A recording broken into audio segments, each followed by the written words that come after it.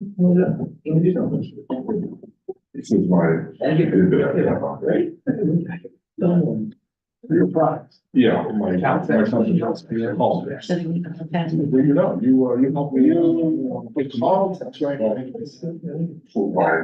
let me just, yeah. Joe. What was that? We're good, we're up there. It was in, Las Vegas? No. Relax. Okay. All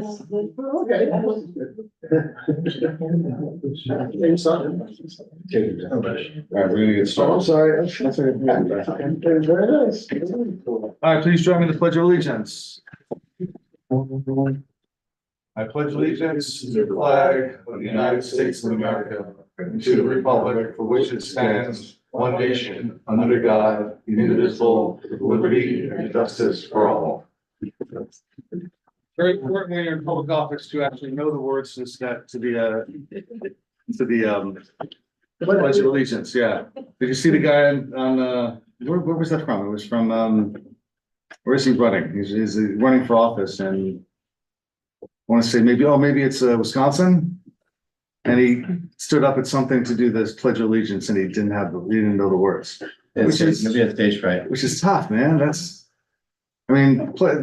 Star Spangled Banner can be a little complicated. But the Pledge of Allegiance, my gosh. Well, everybody, welcome. Today is the April 25th, 2024 meeting of the Village Board of Trustees. There was no workshop earlier tonight, so this is our startup. We have three public hearings, one of which the ETPA public hearing has been continued from prior meetings. We also have a public hearing on the use of allowing veterinary offices in the downtown district and to change the way that the planning board and the zoning code handles lot mergers and lot line assignments, which is a very technical change that we've been considering. Otherwise, we have a relatively full agenda for tonight. And we do have some business that we're going to be discussing involving zoning regarding the waterfront and regarding the DMU2, which is the district, mostly the district on Upper Main Street above Franklin. And we're going to be talking about that tonight. I do want to take let's take a moment to can we just get a motion to adopt the minutes from 3/28? Actually, it's the ones from 4/11. 4/11 and 3/28. Sorry, the minutes from. I'm sorry, we don't have 3/28 yet. We don't have 3/28 yet. So just March 11th. So just April 11th. I have a problem with the minutes. On April 11th. Okay, let me listen. I'm not listed as a attending. Can we, That's why we have to review them. Yeah, it's important. I actually read them. can we amend the motion to amend the minutes to reflect the fact that Mr. Trustee Carlin was indeed present? I remember he was here. I came, was right next to me. minutes later. Is that what happened? Yeah. And I'm in all the other. Yeah, somehow he wasn't here, but he made comments throughout the meeting. All right, so with any other changes to the minutes from April 11th?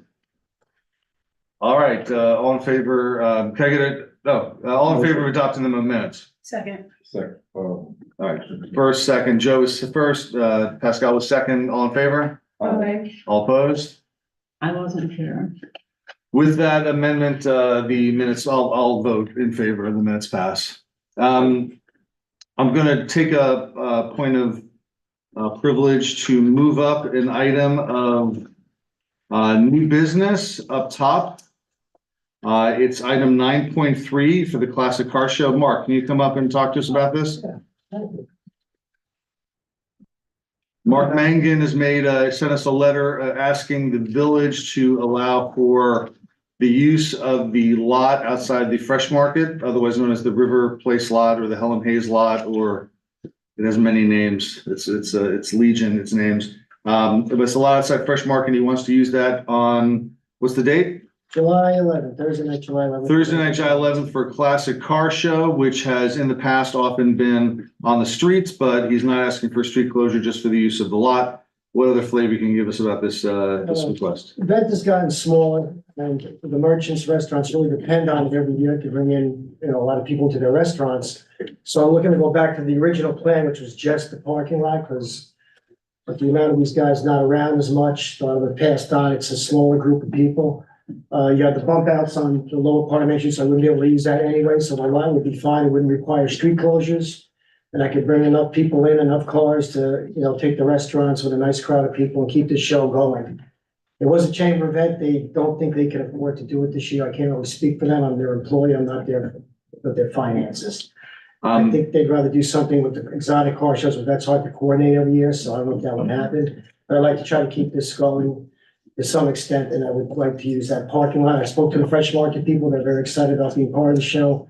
They know they'll lose some spots, but they're gonna be outside with tents and food and doing everything. I'm gonna get the other restaurants in that plaza involved, as well as the other restaurants in town as well. And note that it's a Thursday night, which means that the parking lot isn't even open till about 3 o'clock because of the farmer's market that day, so we're not losing a lot of Farmers market parking ends revenue. 3:30, they usually won't get that full, so it'll be a few hours. The show would start at 5, it'd be limited at 8. And it'd be like a cruise night, it won't be as big as a classic car show, we'd have a lot of cars coming and going, so it wouldn't be any necessary to shut the streets or. Other classic car giveaways or? I'm sure there's a lot of some widows that would love to get those cars out of their garages. So that's the problem, that's why I have to shrink the show, because there's no one to drive those cars anymore. Oh, boy. These guys are, when I started 15 years ago, they were like 70, 75, now a lot of them aren't around, and they Oh, can't drive my the cars, I can't see at night. But there's still enough to come out. It's a wonderful event. Any comments or questions about it? I think it's great that you're continuing it. I hope the chamber does continue its exotic car nights, and it's another good event that we have. We should, if we get enough advance notice, we can talk about doing a road closure, perhaps on Artipe, or Cedar, which would close that little side street, or perhaps the area on Main Street below Cedar, between Cedar and Broadway. But I think for this, I think it's a no-brainer to close the parking lot for a few hours and let you, and do this and start promoting and start getting it out there. Any other comments or questions? There's only one issue that Mark brought up in terms of insurance. It was something that do we need to worry about that? Do we deal with it? Why don't we- Cover it? Well, I think I'm in favor, if there's anything that we need to do, that we just cover it. What have we done in the past? And the chamber did the events, the chamber Oh, probably right. secured its But I think insurance. I'll then sign waivers if they come in, but it's like it's a parking lot, the only thing is just be people in there that night, instead of anybody else. I mean, we just, I'm sure we just called insurance. It becomes a village sponsored event where our insurance is basically, Okay, we're not protected by another policy, it's all. we just have our main policy just covers it. Okay. Because I like the village to be, on the posters as the people that get this one, yeah, so I appreciate it very All right, much. just talk up a little bit, they just, the air conditioning No, just. I'd like the village to be on the posters, as all the sponsors or Okay, being part of the events, and should be helpful, make it happen, it should be important, it should. we'd like to make it happen. Do we need to vote on this? I guess we're giving up a parking area, so it's technically a closure of the village, location. Yeah. So let's get a resolution on the next thing, but we'll approve the resolution at the next meeting, but go ahead with it. I think sense of the board. Yeah, thank Okay. you so much. Thank you. So, thank you for everything that you do, Mark. Yeah. Good to see everybody. You are the glue that keeps this village together. If you moved away, I think we just would Hey, it'd don't fall even apart. say that. Everything would fall apart. Sticking around for a while. That's it. Well, keep yourself out there. Thank you, thank you. Thank you so much. Thank you, sir. Thank you, good to see you all. All right. You too. Good to see you. Let me just look around. Is there anybody else that I want to make sure we get to early? No, we'll get to that because that's on action item. Okay. We will have, we can't start the public hearing until 8, correct? Correct. Correct. All right. So after. anytime after 8. Okay, so we'll take care of some business. Before we get to them, there is public comments on agenda action items. If you have a comment or a question on any of the items that we're going to be discussing, that's in paragraph 6 and all the 6-point items that are here. You can feel free to come up and make a comment on. You don't have to be on the list, just come up if you want to engage us on that discussion.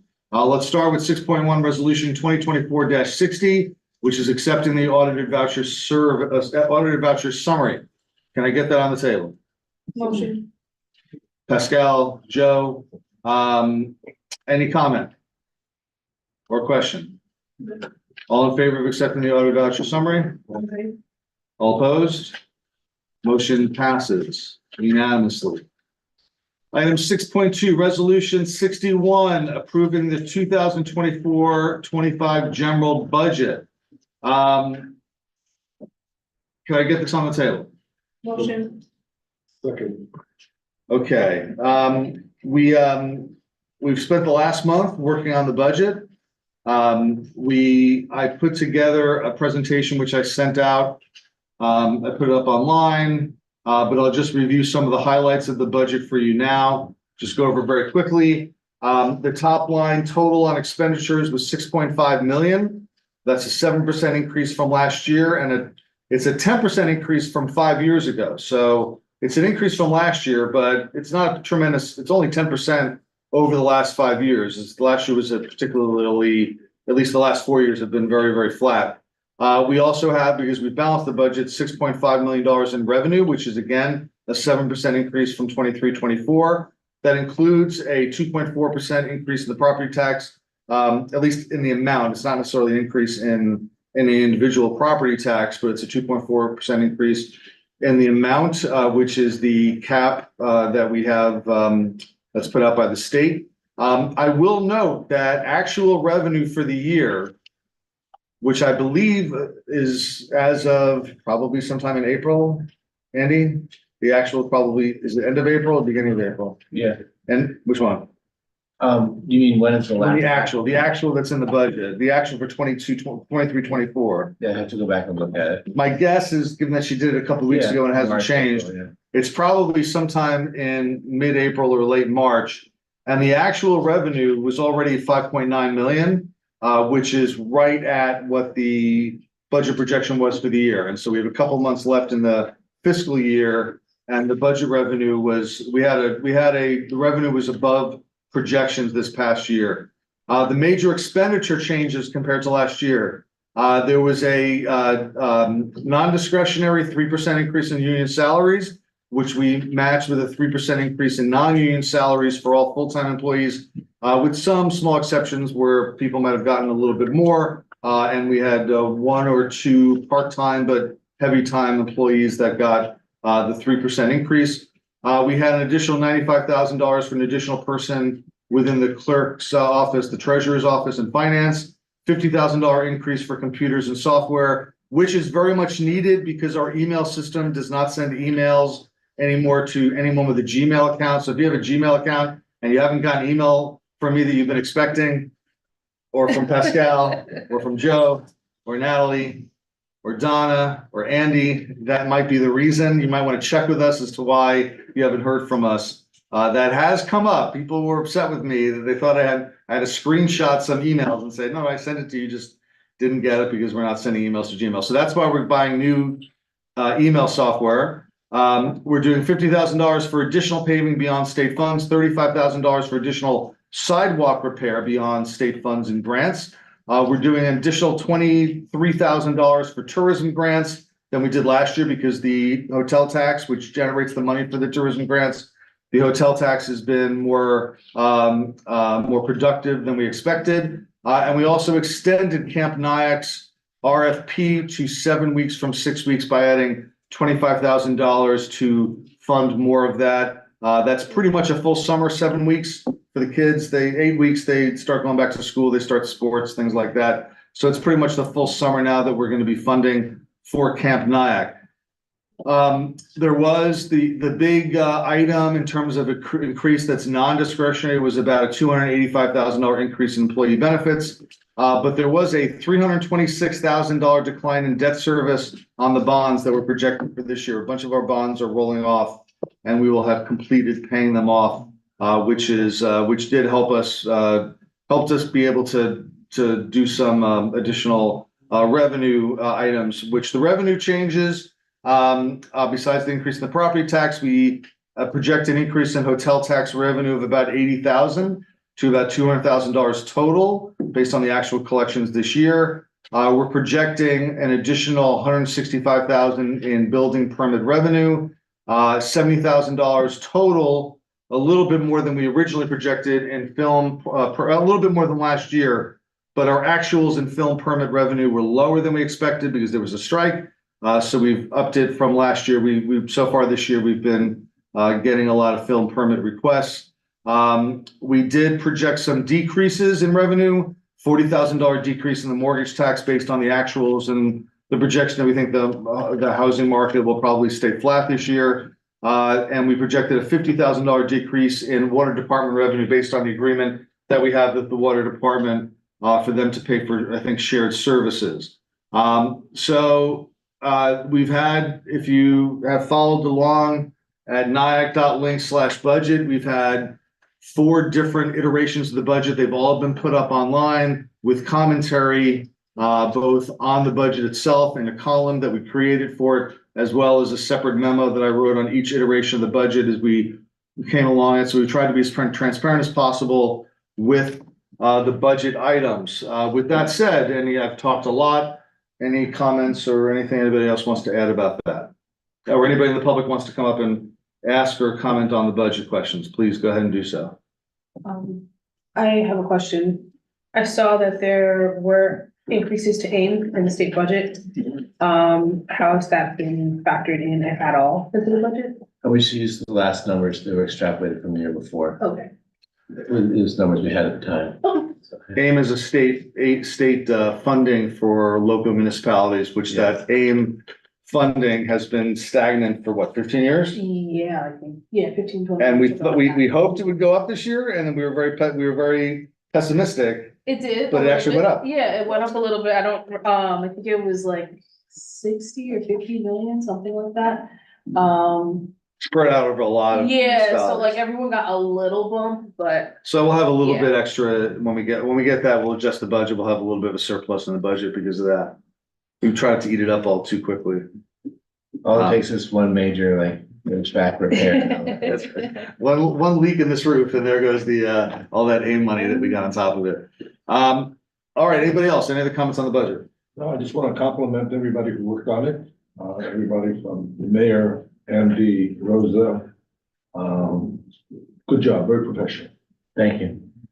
And of course, all the documentation, I don't know how Joe sleeps at night or what he does, if he has a family or, I don't know. I do have a phone. But, he kept everybody abreast, which is very appreciative. Thank you. Yeah, I try to break it down for myself, and then once I break it down, I might as well make it look a little nicer and let other people see it as well. So that's basically where that comes from, because I have to break things down to understand them myself. All right, any other, that budget is available to be viewed on the documents that we put up for this meeting if you want to look at any part of it. Do we have any public comment questions?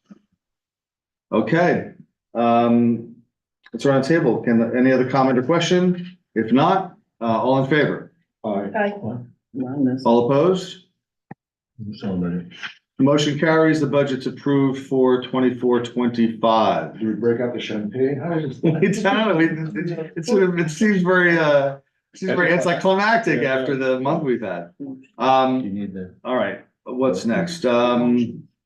who made the motion in the second for the budget adoption? Motion was Joe, second was Pascal. And then we approved unanimously.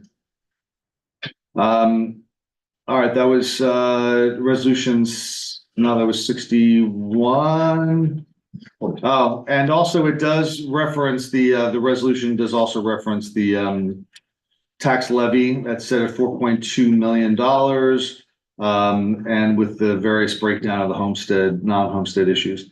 All right, resolution 2462 to approve the tax rate and base proportions for fiscal year 24-25. Can I get on the table? motion. Can I get a second? Second.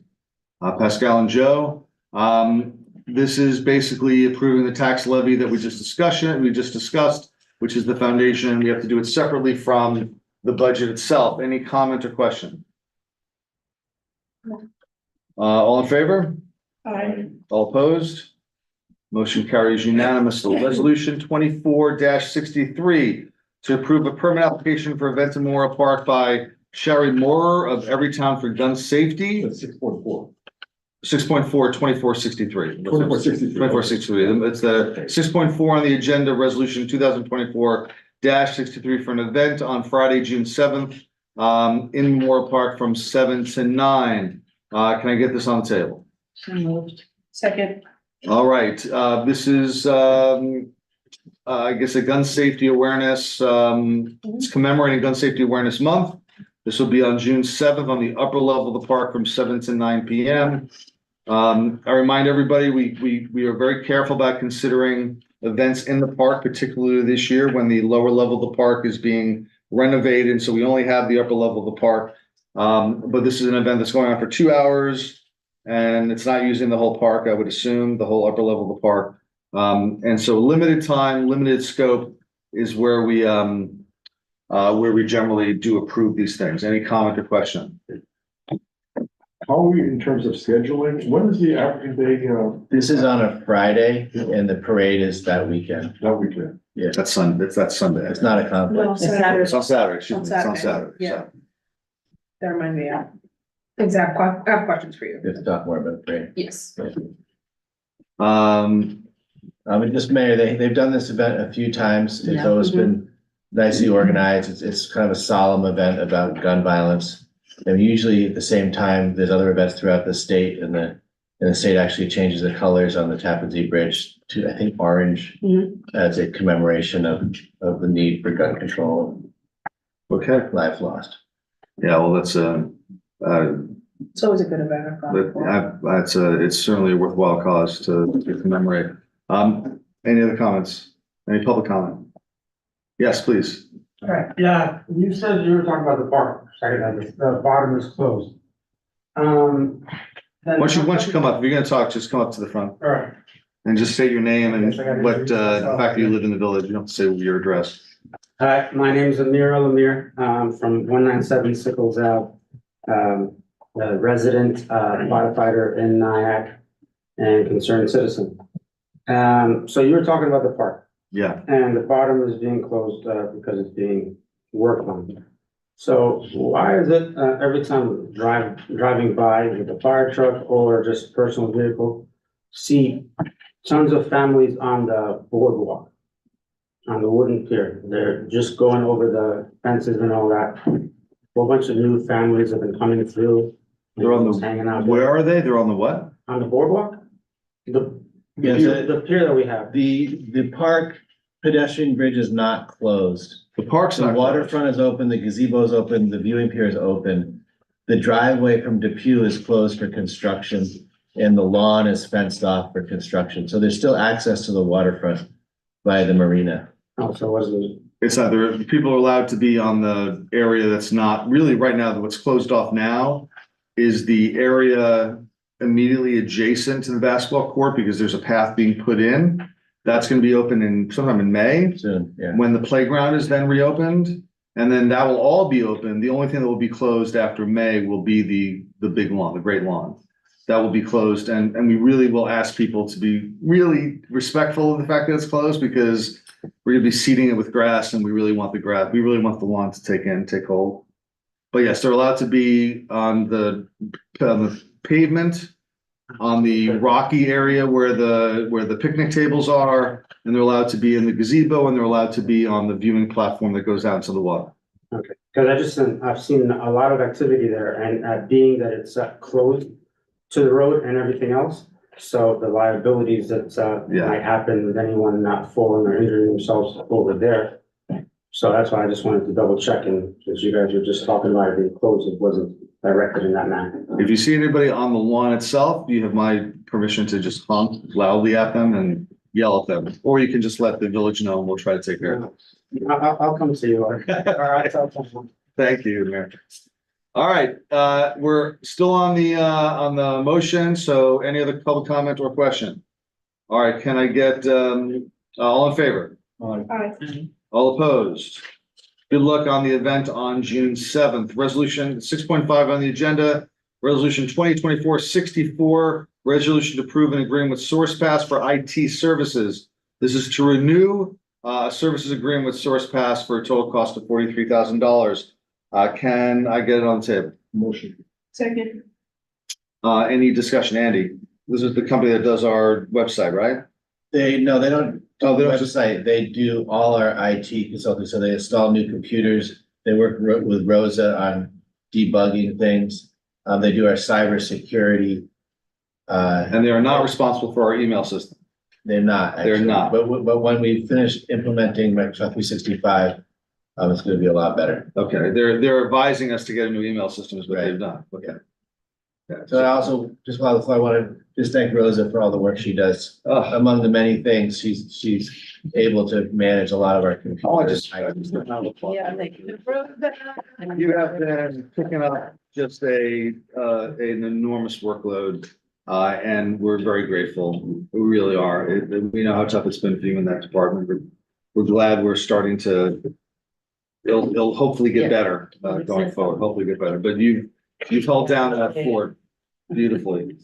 All right, so everybody, any other comments or questions about this contract? All right, all in favor? All opposed? Motion carries unanimously. Item 6.6, resolutions 2024-65 to create and establish the consolidated positions of village clerk treasurer and deputy village clerk treasurer. Can I get this on the table? Motion. Now we already have a clerk treasurer. This is really to add the deputy, but we had to reassert the Little belts and suspenders to make Okay. sure that the title is correctly created. articulated that we have two, we're gonna have a clerk treasurer and a deputy village clerk treasurer. Right. Okay. Any comments or questions? Anything from the public? All right, all in favor? Aye. Motion carries. Item 6.7, resolution 2024-66, the resolution to create and establish a second position of deputy village clerk treasurer. This follows with the last resolution. Can I get this on the table? Motion. So this is basically just to make sure that we've correctly established the position of deputy village clerk treasurer. Any comments or questions? Add a second. A second We deputy village have clerk- one already. Okay, second position of deputy village. Okay, so we're adding a second one. And any comments or questions on that? All right, all in favor? Aye. All opposed? Motion carries.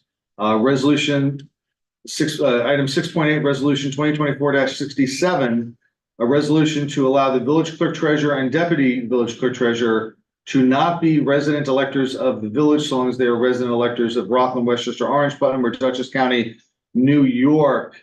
Can I get this on the table? Motion. Okay, any comment or question? The Yes, reason why is because in the village code, the clerk is defined as Rockland only residency, and the treasurer goes up through the other counties just listed.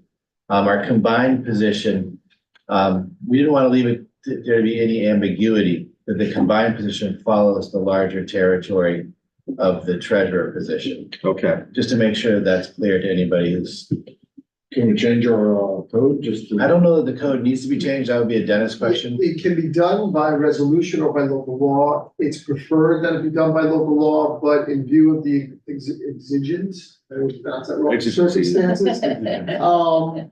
So you can do it by resolution, so it's appropriate, but I'm gonna recommend that we eventually morph this into our code, into our local law, okay? Yeah. We don't have to do it tonight. Yeah. Okay. Okay. Any other comment or question? All in favor? Aye. Okay, motion passes. Okay, resolution 6.9, 2024-68. What we've been all waiting for to get to this one, which is the resolution to appoint Linda Donnelly to the position of deputy village clerk treasurer, Second, second deputy village clerk treasurer. The title doesn't say second, it's in the, it's the second it's the position. second, It's second two- position. There's two deputies. All right, the resolution itself says second. It's not in the title. Oh, It's correct in the resolve well, part. that's not the way I provided it to our. Wait, it says second. I'm pretty sure I used your exact writing, but in any case, they're both, All right, can I get this? Let me get this on the table first. they're Can both the same title. I get on can I get it on the table? Motion. Second. Okay, now the discussion is, do we need to change any of the language here to be? No, that's just the title. Okay. He probably just copied and pasted from me, so I accept full responsibility. Hey, it's fine. But just to be clear, in the resolution language itself, it does say to the second position of deputy village clerk treasurer. Okay, so this is our second deputy clerk treasurer. Is that correct? is there a second deputy clerk Yeah. treasurer? Right. yeah. Okay. The important part, which you, let's not bury the lead, is we're appointing Linda Donnelly to that position. Any comments or questions? Welcome. Yeah, I just want to welcome, she's in the back, wave your hand so we can see you. That- Our new second deputy village clerk treasurer. Linda, it's going to be a pleasure to work with you and have you aboard. Thank you for giving us the opportunity to work with you. And for joining us. All in favor? Aye. All opposed? Unanimous, it's unanimous, which, you know, is pretty common. But particularly appropriate for it to be unanimous. So motion passes, 6.10, item 6.10, resolution 2024-69, to approve the creation of a part-time clerk title in the clerk's department and appoint, Nabeth Magana, to the position. Can I get this on the table? So motion. Second. All right, any discussion? She's been working for us for a couple of weeks now. Let's Yeah, form- she was part of our staffing solution when Jen has been out and Trish has been out and Rose has been holding down the fort. Rosa has trained Nabeth. She's done great. It's an app. She's delightful as I've. Yeah. She's very It's very- good. She's smart. She speaks Spanish. She learns quickly. We're super happy to have her on board. It's an at-will appointed position. It's not competitive for civil service as long as it's part-time. And so as long as she's willing to work with us, we can have her there. Well, she's not here, but Sorry, She works half a day? she works part-time, so it's about 17 hours a week. all right, any further comment or question? All in favor? Oh, he's not here. All in favor? Aye. Aye. All opposed? Motion carries unanimously. 6.11, resolution 2470, the resolution to appoint Lindsay Owen to the Nyack Business Council. Can I get on the table? Motion. Second. We should probably state in the resolution to replace, Maria Whittingham. Maria Whittingham, sold, and so I'm not sure the exact nature of the transaction, sold Maria Louisa Boutique to Lindsay Owen, who was taken over that, and we thought it was appropriate to have her, take the position on the business council. Maria was a tremendous, contributor to the business council, and so, And to the village. and to the village, and she's still around, she still does stuff, but she's, we're gonna miss her day-to-day voice, advocating for the merchants in the village and her creative work that she did at Maria Louisa Boutique, but she deserves the happiness that she has found in her new position. And Lindsay is not here. Lindsay is not here. But we welcome Lindsay to the business council. Any comments or questions? All in favor? Aye. All opposed? Motion carries unanimously. Okay, it's after 8 o'clock. So we're gonna we open them one at a time? We open one at a time? Yeah, they're two different subject matters. It's yes. three. It's three different Yeah, ones. yeah, separately. All right, let's open up the public hearing on the ETPA. Can I get them? We don't have to do anything. Do we have to open it up? It's already open. It was continued. You do not need to reopen. So it's already open. Recognize it, that what we're discussing is the public hearing, All right. it's a continued public Okay, hearing. we're recognizing the continued public hearing that we've had on the ETPA. It's been going on for several months to update everybody. We had done a vacancy survey in February, I think it was, for the purposes of trying to establish that there was a housing emergency in Nyack, which required a 5% vacancy rate. The vacancy survey came back with the vacancy rate slightly higher than that. We then paused to investigate the foundations of that, and in the meantime, there's been a lawsuit filed to challenge the state legislation that was amended, that governs the ETPA, that was amended in December to change or allow for more power in performing the vacancy survey. Since we did rely on some of those new powers that were conferred by that statute in December, we were named in a lawsuit that was filed by some local landlords and some landlords outside the jurisdiction against basically any municipality that had done a vacancy survey since December, as well as the state. Because of that, we have to some extent frozen our work on investigating the vacancy survey. I will tell you, we've continued to talk to the landlords about doing an agreement with them that would exempt them from the ETPA if and when it passes, and them voluntarily agreeing to certain restrictions on their ability to raise rents. and to provide a certain amount of affordable housing. Those discussions continue and have continued in pretty good faith and have been productive. They've not yet been completed. As it stands right now, we could at this time accept the results of the vacancy survey from February. My inclination is not to do that. But to just, I don't want to take any, I don't want to make any move officially on the vacancy survey while we're in litigation on it. That's my position, but I can be discussed, I can hear about it. And if anyone has public comments on it, if anybody from the board wants to speak first, but we'll take public comments if anybody wants to come up. Alex? Sure. I'm looking at you. If anyone like Alex wants to come up and talk about this. Yes, I'm Alex Burstein from the Legal Aid Society. I agree with you, Mayor, that the public hearing should continue. I have some questions. I looked at the lawsuit that was filed by realtors, whoever they may be, against Nyack and Poughkeepsie and the state.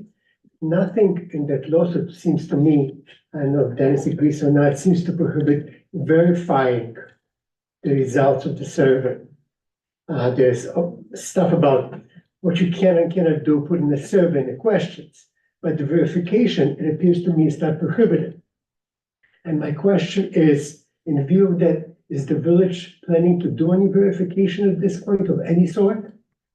I'll turn to Dennis on that question. Dennis, has there been an injunction? Not that I'm aware of. We're not, There's we no haven't been injunction. joined, not yet. Has there been an attempt? There is no preliminary injunction. I think there's an application. There is an There is an application, but it's not Pending. been. Pending. But I don't think that application, having looked at the complaint and causes of action, includes any prohibition of verifying the results of a survey. Of previously done surveys. Yeah. It challenges the veracity of those surveys because they Yeah, were because the done. zero thing, there's all kinds of reasons. Yeah. Most of them specious, actually, I believe, but that's my opinion. But is the village going to make any attempt to verify in the near future? Because not, I mean, as far as I know, you can correct me, nothing has been done to verify the results by the village since the survey was conducted. No, we did, I can't talk about, we did some things to verify, but we haven't done the case by case or done any outreach or anything like that, just to clarify for you about that. We've not done that. But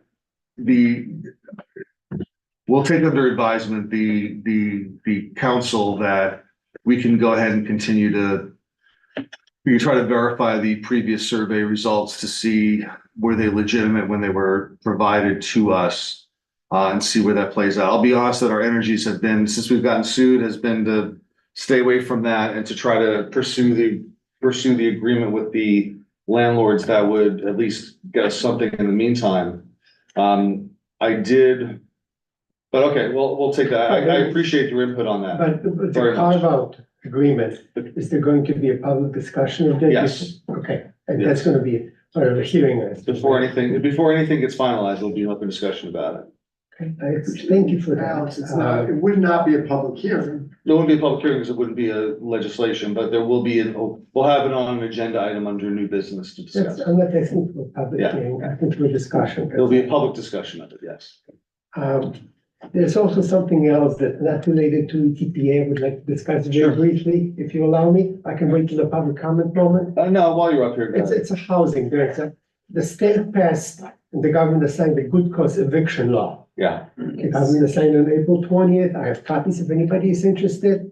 The law, there's exemptions all over the place. More exemptions than. exemptions for if you own less For than being 10 a or good fewer person, units. you're out. If you live in 10 or fewer units, if you have relative that wants to. And also, Alex, I'll just let you know, I wrote up a 2-page analysis of it for everybody today. Yeah, In right. anticipation. Michael McKee, Was I right on anything yet? No, you were, actually, I was comparing it to my Michael, I notes that think I is got watching, I from hope he's feeling well, work, and I Michael, was like, thank you for okay, yeah, doing this this. is goes more. Yeah, Now, Alex. Yeah. I also have an analysis of it from Michael's organization, the tenants union, that says what's exempted. That led me to believe that exemptions swallow the rule, but that's just, again, my opinion. I'll Yeah, please, come on. Yeah. Do you have copies or you need? Yes, I have like 2 or 3 copies of the Why law. don't you send it to me as well? Give a copy, she wants a copy. I did. And then, once you give a copy to Andy, he can make copies for us. Yeah, thank you. And, but also send it to me and I'll, I'll send it to to anybody to see what I just have. Yeah, no, that's fine. And, everyone has a copy. Anybody would Oh, like? you have more copies now? Okay, this is the, and just for everybody's edification about it, this is the, how many pages is this? Mark it up. It's impossible to read. It's impossible to read. It is impossible, to me anyway. The basic gist of the new, the good cause eviction is that the aspiration of the people came up with it was that the limitation, the cap on rents would be a couple of points, not, it's now, it's at 10% or 5% plus the CPI, which is about 3%. So it's right now about 8% because it's whatever's lower, 5 plus CPI or 10. And that's what landlords are, they can, if they raise the rent above that limit and the person can challenge it, the tenant can challenge it. And if they get evicted, they can claim under good, that they were working under good faith. They can only challenge it in an eviction proceeding essentially as a defense. Yeah. To be able to assert it as a defense, that your rent increase is unreasonable. But it's 10%, which is not great. On the other hand, it's better than nothing. The village doesn't have to do anything. There's no surveys of any sort. All you have to do is to look at the law. It has to be adopted as a local law. It's Yes, not there. we are waiting. Do you know of any local municipality that's adopted it yet?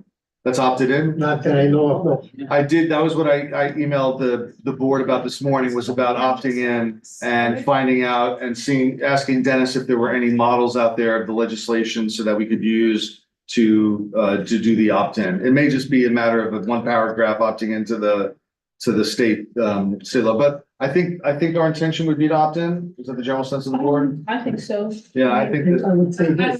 Yeah, I don't know, I wanted to read one. it's because of how, I'm like very disappointed in how this came out. But on the one hand, it's something that's there, so we should take full advantage of it, but Still high. this could be Percentage. way better. How and will it's this just work, not. coexist with, Right, I think it's still a high percentage. okay, that's a good question.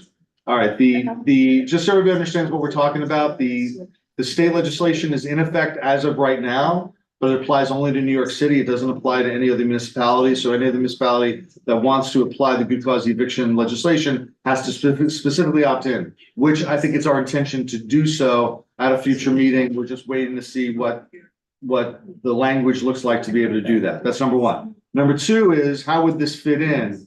If we passed ETPA would establish for the buildings that were subject to ETPA, it would create a lower threshold that rent would not be able to exceed an increase above whatever is set by the local board, not us, but by the local board for the yearly increase. Now, remember, the good cause eviction applies to lots of different buildings. And there's an exemption for buildings built after 2009. And for 30 years. For 30 years, they get an exemption if they're built after 2009.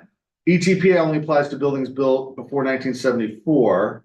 So there's a limited number of buildings, and it only applies to buildings with 6 or more units. And by the way, we had tried to implement it, it would have been only for 12 or more units. But we didn't, but there are no other exemptions. The good cause eviction does exempt buildings where the owner is an occupant of the building and there are 10 or fewer units. And it exempts any building that, or any unit that is owned by a landlord who owns 10 or fewer units. Those are the two major exemptions. So how it would fit theoretically, let's say that we opted into let's say if we opted into the good cause eviction. Okay. That's one. Let's say that we also had a side agreement. And let's say that we also, having done the side agreement, we also eventually were able to opt into ETPA. ETPA would apply to all the landlords that would be subject to it, means pre-1974, 12 or more units or whatever we decide to set for it, except for those landlords that agree to the side agreement. The side agreement as it stands right now would be about a 2.5% to 3% renewal rental cap, well below what is required by the state law. And then if anybody wasn't covered by either of those provisions, they might be covered by the good cause eviction law, which would have a cap of 10% or 5% plus the CPI. Did I get that right? Good cost requirement, it's exactly right. Okay. Plus the good cost requirement is in it, which is also in and of itself important. Yes, that's right. Quick question. Yes. Michael McKee, who couldn't be here today, he's Yes. sick. He'll have a number of model resolutions. Would you be interested in looking at? Of course, absolutely. I appreciate I've it. had a colloquy with him. I think Pascal, you've been Yeah, on that. I've been reading. And also I would like to take a second to acknowledge Michael, who is watching on YouTube, and say thank you for the work he's done. Michael, I appreciate it. We've had some nice emails back and forth. He's been very helpful. And I know there was Yeah, a great decision feedback. in the Austining case that Yes, came out in a very positive way about enforcing that. I have the decision, we'd like to see it. It's a great decision because there's like 7 or 8 objections that the landlords raised. And they And got the shot second down. department just shoots down every one of them in a paragraph. Michael, what tenant, what's his organization called? Neither tenants. He's been here. He's been Yeah, here. he's been- He just not here today because apparently he's not well. That was not feeling well. Okay, and please give him my best hope. I hope you feel better, Michael, if you're unwell. He seems to be very well from the voluminous email I've gotten from him. He's been very productive on email, even if he's not well. Thank you so much. All right, thank you, Alex. All right, any other, so that's the way it plays out. We're gonna try to opt into the good cause eviction. We're gonna keep trying to opt into ETPA. And we are gonna continue to work on a carve-out agreement that would apply to landlords that would at least give a cap on rent increases that would be well below what good cause eviction provides, somewhat above what the ETPA would provide. Any comments or questions on that? All right, do I need a motion to continue the Yes, public hearing? you have to pick a date and time, and place. I think we'll do it here. Well, I'm saying you have to, you have to put it on. That was the easy one.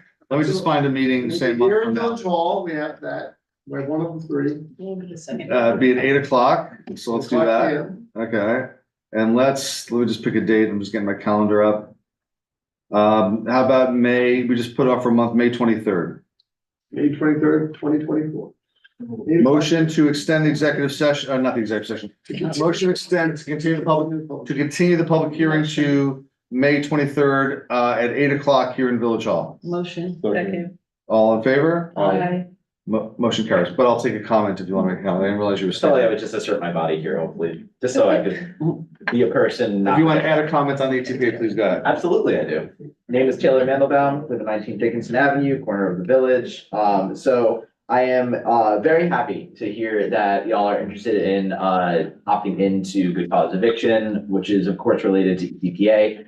I am unrelated to you, not happy about the limits. I think we're all really on the same page on what. It's a little high. The cap is a little high. It's a little ridiculous, I think, but I think it's another tool in the toolbox, and I think that we need to use everything that we have at our disposal. I am, again, very appreciative and happy to hear that the board is interested in opting in. I think Alex had mentioned it, but it really is at no cost to you, in the sense of we don't have to go through vacancy surveys, studies, anything like that. It's just basically going through, I think, not necessarily, it's a little bit more complicated than a local resolution, but I'm assuming Dennis will have that covered. I also want to emphasize and specifically mention that there is a new entity that has just formed that also is in support of good cause eviction, and that is the Nyack Tenants Union. So there is a new tenants union that we have just organized, and we are happy to support, obviously, the ETPA, good cause eviction, and we're going to be continuing to advocate for issues related to tenants' rights and making sure that they are represented in the village of Nyack. Apart from that, I do think that we need to be blunt, maintain pressure to make sure that ETPA gets passed. These vacancy surveys are questionable. We've gone through it. I'm happy to have Alex kind of guiding with his legal expertise for these issues. Michael McKee as well on YouTube right now. It's also incredible. Looking at the owl. I think the owl's looking at me too, so just, all right, cool.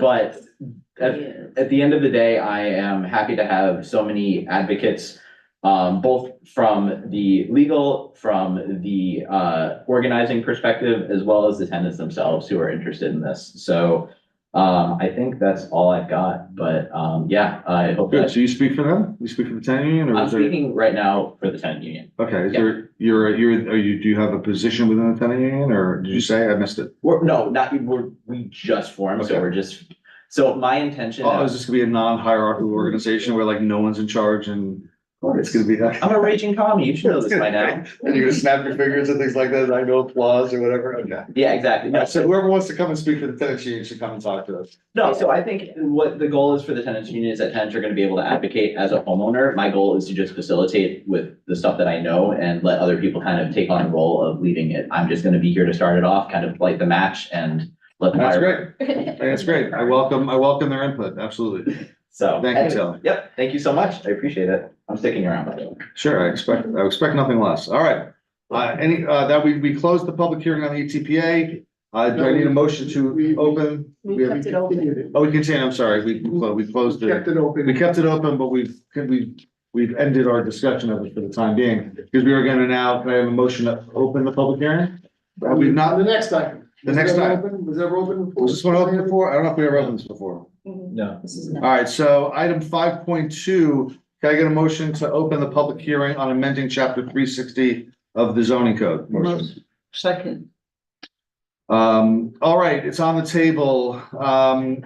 This is to define and allow veterinary offices as a permitted use in the DMU1, DMU2, and CC commercial corridor zoning districts. Just to give you an idea, this actually came up. Somebody brought it to us that they wanted to open a veterinary clinic in the downtown, and they were surprised that they were not allowed to do so.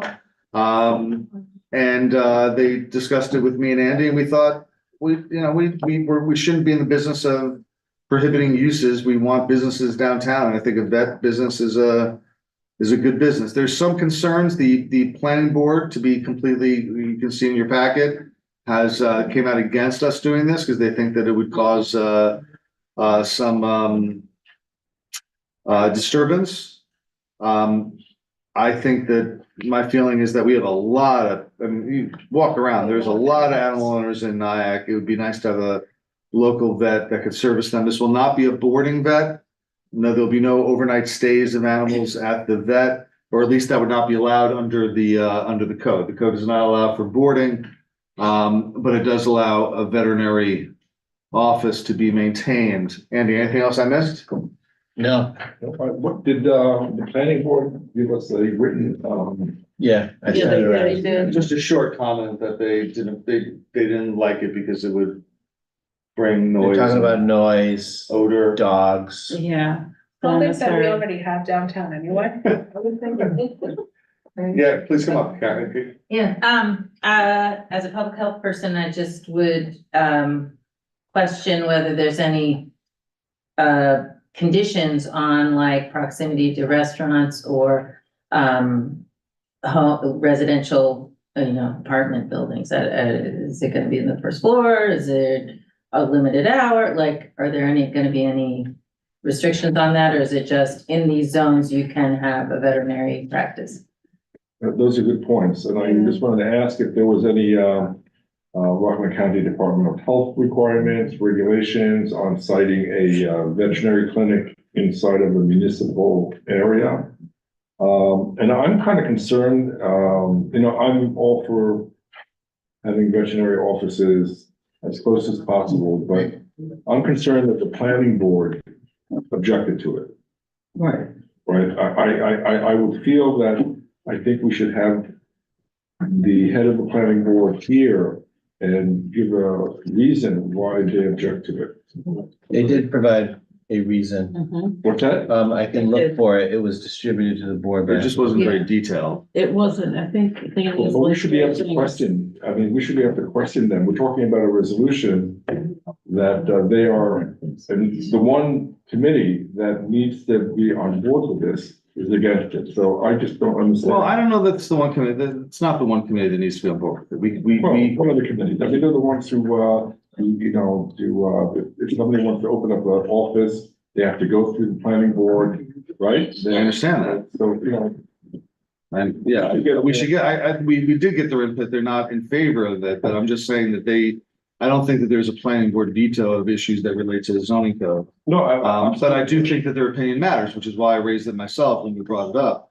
I'm just looking to see if it's in the packet. It's not in the packet. Yeah, I didn't see it. Yeah, I'll pull it up and. Maybe there's a I saw it. mitigating way to mitigate their concerns. Maybe there's a mitigating opportunity, you know, in an adjustment to the Yeah. to the allowance that gives some conditions that would address their concerns. I can read to you what their statement was. Thank you. Would you like me to do that, Mayor? Sure, go ahead. Yeah. CA. Just a little bit loud. Okay, so their comments, where the planning board is not in favor of adopting the proposed local law because of the following: noise, quality of life, and sanitary concerns, period. For context, I'll note that we have dog spas, or what do we call it, where you bring your dog, to get his haircut and a nails cut. Groomers. But they're up, Well, but they're in the There's same no district. zoning restriction allowed on a medical office for humans or a dog's sort of grooming place or anything like that. is They're there not any, controlled in zoning other than they have to be in a retail zone. is there any way to, condition this on proximity to restaurants or? I don't know, just to make it, more of a, I'm perfectly willing to continue the public hearing to ask us the board, the planning board to give us a little bit more detail and perhaps come in to answer questions. And I'm also willing to entertain if there are, like Carolyn said, any mitigating circumstances, like we could limit them, that they can't be next to a restaurant or something like that. Might not be a bad idea in terms of just limiting their, the way we limit cannabis and stuff like that. I mean, I think we should allow them, and I disagree with the zoning board that there should be a blanket prohibition of the planning board, but there should be a blanket prohibition. But I can see there being.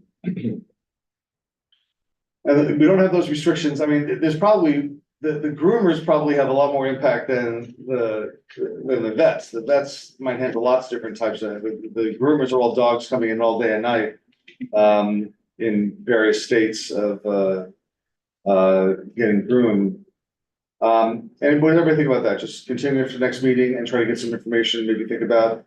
Do we have any models for where they're allowed, if there's any restrictions in other Because jurisdictions? there's no such restrictions on dog groomers, you don't really have a model to work from. Was there a model like does any other jurisdiction restrict vets? Right, we'd have to research it. All right, I can take a look too. Let's see what let's see what they do about the vets in the other villages with downtowns.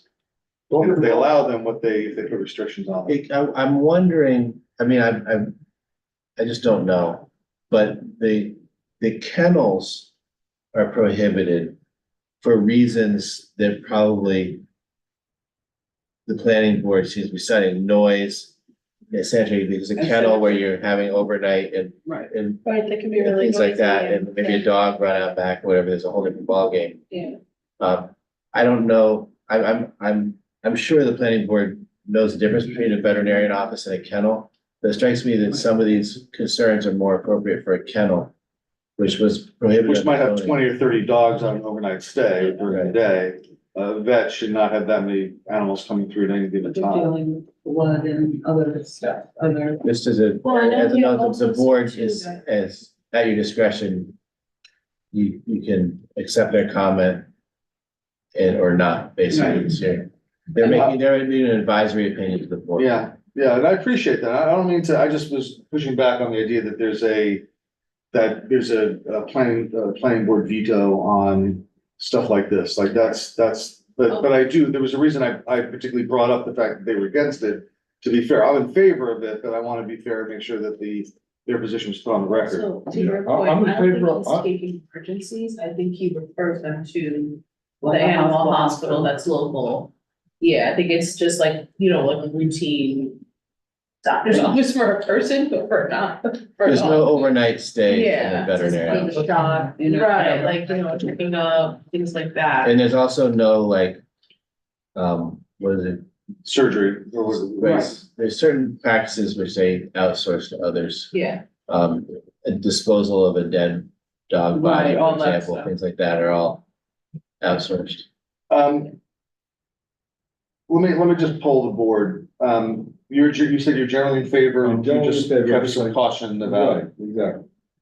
I'm generally in favor. I share a little bit of the caution. I'm probably a little bit more sanguine about it, but I appreciate the concerns. Yeah, I'm in the same way. I do think there's ample space that is not so located down to the restaurants that could also probably have a vet's office, but, other than that, I think we have so many dogs in the village anyway, Yeah. so. Yeah. Believe me, we have a new cat and I. Yeah, I cats would too. love We have to- cat I would clinics love and to stuff take like cat that, people. the cat locally. I just like to. I'm like not against it, but I'd like to know more about it, and I think other people would like to know a little bit more of what it entails.